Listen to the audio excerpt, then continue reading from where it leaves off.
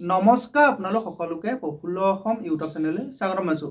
যদি আপোনালোক চেনেলটোলৈ প্ৰথমবাৰৰ বাবে আহিছে প্লিজ চেনেলটো ছাবস্ক্ৰাইব কৰি দিব, ভিডিঅ'টো এটা লাইক কৰি দিব আৰু যিসকল দাদা বাইদেউ ভাইটি ভণ্টি বন্ধু বান্ধৱে নতুন এডভাৰটাইজমেণ্টৰ বাবে অপেক্ষা কৰি আছিল তেওঁলোকলৈ ভিডিঅ'টো শ্বেয়াৰ কৰি দিব।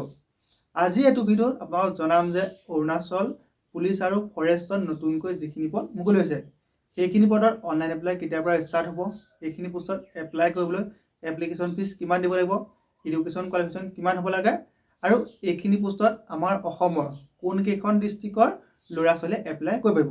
এই ভিডিঅ'টো সকলোখিনি কথা জনাই দিম, গতিকে ভিডিঅ'টো শেষলৈকে চাই থাকিব।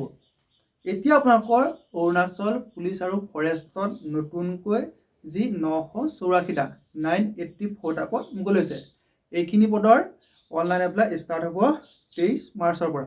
23 মাৰ্চৰ দিনৰ 11 বজাৰ পাছত এইখিনি পোষ্টত অনলাইন এপ্লাই কৰিব পাৰিব আৰু এপ্লাই যিটো লাষ্ট ডেট সেইটো হৈছে 10 এপ্ৰিল।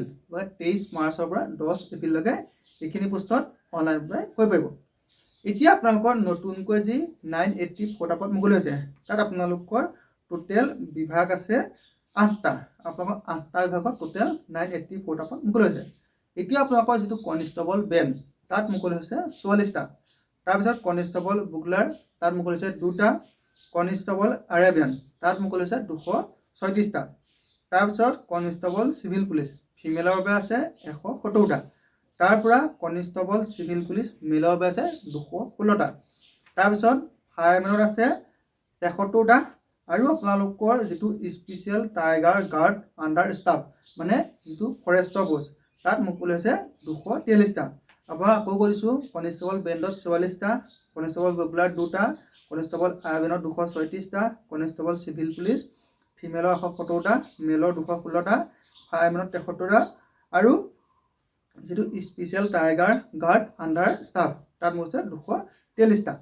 এতিয়া আপোনালোকৰ এইখিনি পোষ্টত এপ্লাই কৰিবলৈ যিটো এপ্লিকেশ্যন ফিজ সেইটো যিসকল অৰুণাচলৰ কেণ্ডিডেট আছে তেওঁলোকে 150 টকা আৰু অৰুণাচলৰ বাহিৰত যদি আমাৰ অসমৰ যিসকল ল'ৰা ছোৱালী এপ্লাই কৰিব তেওঁলোকে 200 টকা পে'মেণ্ট কৰিব লাগিব। এতিয়া আমাৰ অসমৰ যিসকল ধৰি লওক ST কেণ্ডিডেট আছে তেওঁলোকে আপোনালোকৰ অৰুণাচল পুলিচ বা ফৰেষ্টৰ নতুনকৈ যিখিনি পদ মুকলি হৈছে তাত জেনেৰেলতহে এপ্লাই কৰিব লাগিব আৰু তেওঁলোকে 200 টকাই পে'মেণ্ট কৰিব লাগিব। এতিয়া আপোনালোকৰ এইখিনি পোষ্টত এপ্লাই কৰিব যিটো বয়স আপোনালোকৰ যিটো constable band, constable bugler, constable আৰেবিয়ান, কনিষ্টেবল চিভিল পুলিচ তাৰপিছত সেইখিনি পোষ্টত এপ্লাই কৰিবলৈ যিটো বয়স সেইটো হ'ব লাগে 18ৰ পৰা 22 বছৰ। আমাৰ অসমৰ যিসকল ল'ৰা ছোৱালী আছে তেওঁলোকে 18ৰ পৰা 22 বছৰলৈকে এপ্লাই কৰিব পাৰিব।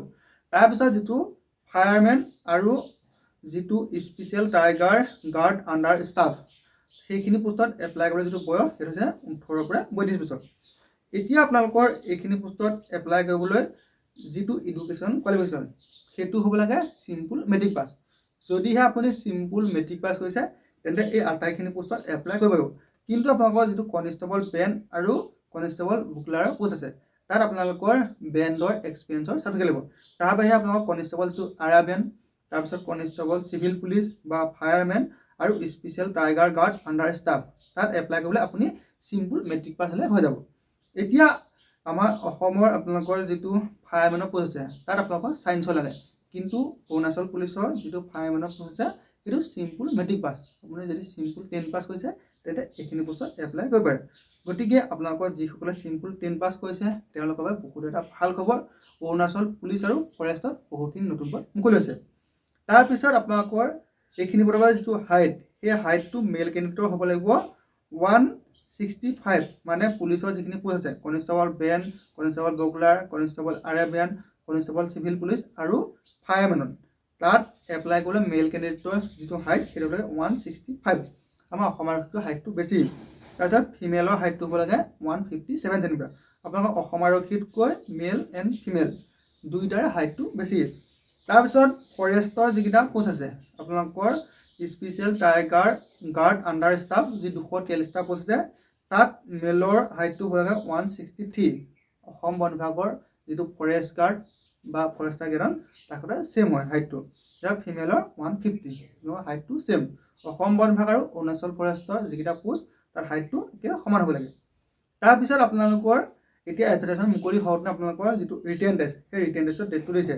টেণ্টেটিভ ৰিটেন টেষ্টৰ ডেটটো হৈছে 10/5/2026 মানে মে'ৰ 10 তাৰিখে ইয়াৰ যিটো পৰীক্ষা সেই পৰীক্ষাৰ বহুত বেছি চান্স আছে আৰু যিটো ফিজিকেল টেষ্ট সেইটো 25 তাৰিখৰ পৰা ষ্টাৰ্ট হ'ব এইটো টেণ্টেটিভ ডেট হয় এতিয়া আপোনালোকৰ এইখিনি পদৰ বাবে প্ৰথম ৰিটেন টেষ্ট তাৰপিছতে আপোনালোকৰ PDN PST অনুষ্ঠিত হ'ব এতিয়া মই নেক্সট এটা ভিডিঅ' বনাই আপোনালোকৰ কোনটো পোষ্টৰ ফিজিকেল টেষ্ট কেনেকুৱা হয় বা ৰিটেন টেষ্টটো কেনেকুৱা হ'ব তাৰ ওপৰত নেক্সট এটা ভিডিঅ' বনাই দি দিম গতিকে আপোনালোকৰ যিসকলে এইখিনি পোষ্টত এপ্লাই কৰিম বুলি ভাবি আছে তেওঁলোকে সোনকালে এপ্লাই কৰি দিয়ক আপোনালোকৰ বহুখিনি নতুন পোষ্ট মুকলি হৈছে এতিয়া আমাৰ অসম পুলিচতকৈ অৰুণাচল পুলিচ নাইবা অৰুণাচল ফৰেষ্টৰ দৰমহাটো বহুত বেছি এতিয়া আমাৰ অসম আৰক্ষীৰ যিখিনি কনিষ্টেবলৰ পোষ্ট আছে সেইখিনি দৰমহাটো 14,000 আৰু ইয়াৰ যিটো দৰমহা সেইটো হৈছে 21,700 আপোনালোকৰ বহুখিনি দৰমহা বেছি ইফালে আপোনালোকৰ 7,700 টকা দৰমহা বেছি গতিকে আমাৰ অসম আৰক্ষী যেনেকৈ সোমাই আপোনালোকৰ 27,000 নাইবা 28,000 দৰমহা পায় তাত আপুনি সোমাই মিনিমাম আপোনালোকে